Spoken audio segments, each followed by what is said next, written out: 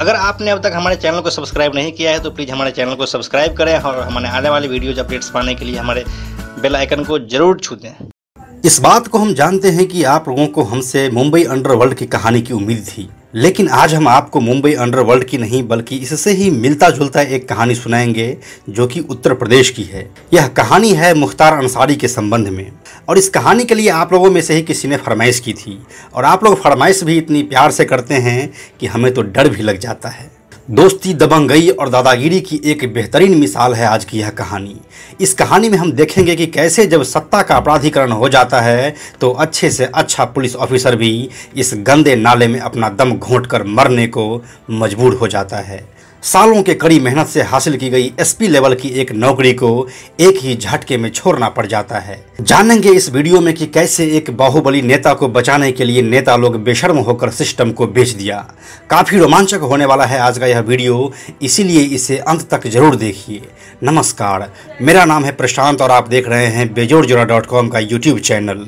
अगर यूपी के पूर्वांचल में गैंग वॉर की बात करें तो सबसे पहले जो नाम सामने आता है वह है मुख्तार अंसारी और ब्रजेश सिंह का। ऐसे कई किस्से आपको सुनने को मिल जाएंगे जिसमें इन दोनों की खूनी खेल की कहानी होगी। ऐसा ही मुख्तार अंसारी से जुड़ा हुआ एक किस्सा है मशीन गन वाला। मुख्तार अंसारी बसपा से अपना राजनीतिक खेल खेलता था, लेकिन उसकी दोस्ती सपा और कांग्रेस से भी उतनी ही थी। दोस्ती नहीं थी तो सिर्फ बीजेपी वालों से। ऐसे ही बीजेपी के एक नेता हुए कृष्णानंद राय। मुख्तार अंसारी और बीजेपी विधायक कृष्णानंद राय की दुश्मनी जगजाहिर थी। ऐसा कहा जाता है कि साल 2002 में मुख्तार अंसारी को कृष्णानंद राय ने ब्रजेश सिंह के समर्थन से हराया था। ब्रजेश सिंह, जिसे मुख्तार अंसारी अपना सबसे बड़ा दुश्मन मानता था, वो पूर्वांचल का एक ऐसा दौर था जिसमें संगठित अपराधों और गैंगवॉर ने अपनी जगह जमा ली थी और इन सब को राजनीतिक संरक्षण हासिल था। इसी गैंग और गैंगवार को खत्म करने के लिए यूपी एसटीएफ का गठन किया गया था। एसटीएफ मतलब स्पेशल टास्क फोर्स। अब यूपी एसटीएफ ब्रजेश और मुख्तार दोनों के गैंग पर नज़र जमाए रखा था।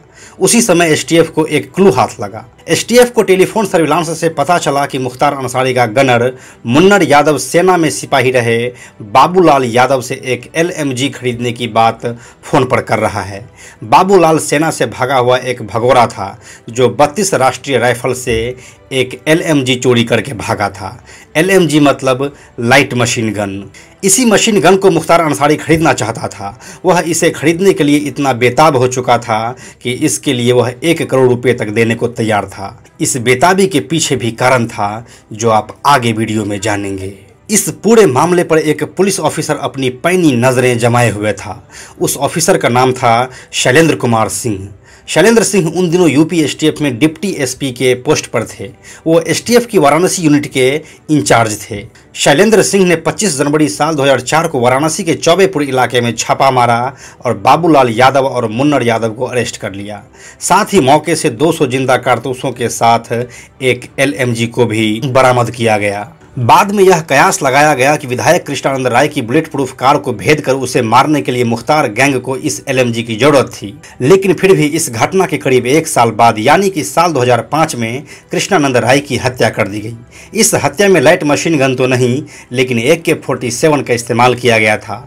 उस दिन हुए हमले में 6 और लोगों की जान गई थी। खैर, अब वापस 2004 वाले घटना पर आते हैं। शैलेंद्र सिंह ने चौबेपुर थाने में 200 जिंदा कारतूस और एक मशीन गन के बरामदगी के बाद पोटा के तहत मुख्तार अंसारी पर केस दर्ज कर दिया। पोटा मतलब prevention of terrorism activity, Hindi में समझिए तो आतंकवाद को रोकने वाला कानून। जिस फोन से मशीन गन के खरीदने की बात हो रही थी वो मुख्तार के साथी तनवीर के नाम पर रजिस्टर्ड था, लेकिन उस फोन को मुख्तार अंसारी ही ऑपरेट करता था। इस खुलासे के होते ही हड़कंप मच गई। एसटीएफ की ओर से बताया गया कि फोन कॉल में मुख्तार की आवाज़ है, लेकिन मुख्तार ने अपने पावर का इस्तेमाल किया और प्रेस कॉन्फ्रेंस बुलाकर दावा किया कि यह उसकी आवाज़ नहीं है। इसके बाद एसपी शैलेंद्र सिंह पर कई किस्म के राजनीतिक दबाव पड़े, लेकिन वो पीछे नहीं हटे। लेकिन कोई कितना हद तक किसी चीज़ को झेलेगा। दबाव जब हद से ज़्यादा बढ़ने लगा तो उन्होंने नौकरी से इस्तीफा दे दिया, लेकिन मुख्तार अंसारी पर केस चालू रहा। उस वक्त उत्तर प्रदेश में समाजवादी पार्टी की सरकार थी और मुलायम सिंह यादव वहां के मुख्यमंत्री थे। अब कहानी आगे बढ़ती है। शैलेंद्र सिंह ने इस्तीफा तो दे दिया था, लेकिन उन्होंने केस वापस नहीं लिया था। इसलिए अब शैलेंद्र सिंह के खिलाफ षड्यंत्र रचा जाने लगा। कुछ महीनों के बाद कैंट थाने में उनके खिलाफ एक एफआईआर कराई गई। डीएम ऑफिस में एक 4th ग्रेड के स्टाफ लालजी की ओर से यह एफआईआर दर्ज की गई थी, जिसमें लिखा गया था कि डीएम ऑफिस के रेस्ट रूम में घुसकर शैलेंद्र सिंह और उनके साथियों ने तोड़फोड़ और हंगामा किया। इस मामले में शैलेंद्र सिंह की गिरफ्तारी हो गई। मामला उतना संगीन नहीं था, लेकिन बावजूद इसके शैलेंद्र सिंह को जेल जाना पड़ा। जिस सिस्टम के लिए वो लड़ रहे थे, आज उसी सिस्टम के सामने वो अपाहिज महसूस कर रहे थे। जब वह जेल से बाहर आए तब उन्होंने राजनीति में अपनी किस्मत आजमाई। साल 2009 में वो कांग्रेस के टिकट पर चंदौली से लोकसभा का चुनाव लड़े, जहां उनका पैतृक घर है। उस चुनाव में उनको 1 लाख से ज़्यादा वोट मिले, लेकिन उन्हें हार का सामना करना पड़ा। फिर साल 2012 में शैलेंद्र चंदौली की ही सैयद राजा सीट से कांग्रेस के टिकट पर विधानसभा चुनाव लड़े। इस बार भी उन्हें हार का सामना करना पड़ा। फिर साल 2014 में लोकसभा चुनाव से पहले शैलेंद्र सिंह बीजेपी ज्वाइन कर लिए। साल 2017 में यूपी में योगी आदित्यनाथ के नेतृत्व में जब बीजेपी की सरकार बनी, तभी योगी जी घोषणा कर दिए थे कि जितने भी राजनीतिक मुकदमे प्रदेश में चल रहे हैं उस पर विचार किया जाएगा। इसी में एक मुकदमा शैलेंद्र सिंह का भी था, जिसे योगी सरकार ने वापस लिया। सहायक अभियोजन अधिकारी की ओर से दी गई रिपोर्ट के आधार पर मुख्य न्यायिक मजिस्ट्रेट वाराणसी ने शैलेंद्र सिंह पर दर्ज केस को वापस लेने का आदेश जारी कर दिया है।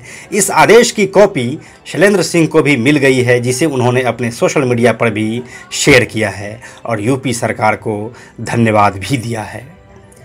17 साल बाद ही सही, लेकिन शैलेंद्र सिंह को न्याय मिला। जिस आपराधिक राजनीति के दलदल में वो मुलायम सिंह यादव के सरकार में फंसे थे, वहां से उनको योगी सरकार ने बाहर निकाला। आजकल शैलेंद्र सिंह राजनीति के साथ साथ ऑर्गेनिक खेती में भी अपना हाथ आजमा रहे हैं।